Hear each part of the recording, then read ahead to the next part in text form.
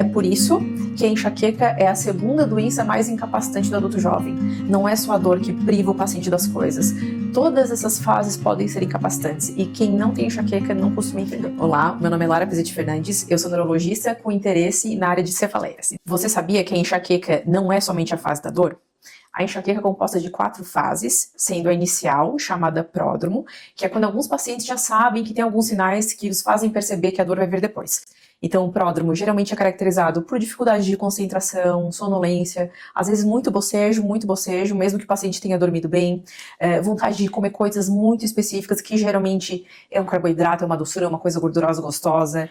Também acontece de alguns pacientes terem muita sede, muita vontade de fazer xixi, e o pródromo, ele pode durar até 48 horas, então ele pode vir até 2 dias antes da fase da dor. Depois do pródromo, a gente vai ter a fase da aura, e a aura é o quadro clássico da enxaqueca, que o paciente tem um sintoma neurológico que geralmente precede a dor, mas pode vir também durante a dor ou não associado à dor. E o sintoma de aura mais comum é uma alteração visual. Pode ser uma perda do campo visual, um sintoma que a gente chama de escotomas, que são pontos escuros ou pontos brilhantes no campo visual.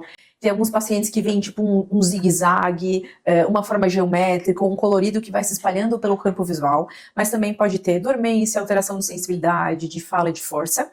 E geralmente os sintomas da aura duram de 5 a 60 minutos, cada um deles, que vem consecutivamente. Geralmente primeiro a alteração de visão, depois de sensibilidade, de fala e alteração motora. Embora tudo isso seja clássico de aura, os sintomas motores sempre devem ser investigados com o neurologista. E daí, depois da aura, ou então depois do pródromo, nos pacientes que não têm aura, a gente tem a fase da dor.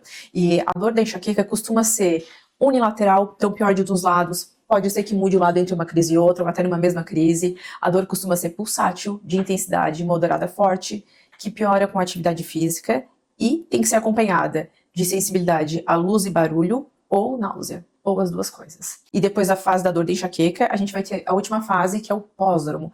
E o pós-dromo é muito desconfortável e ele faz com que o paciente continue debilitado mesmo depois da dor já ter passado.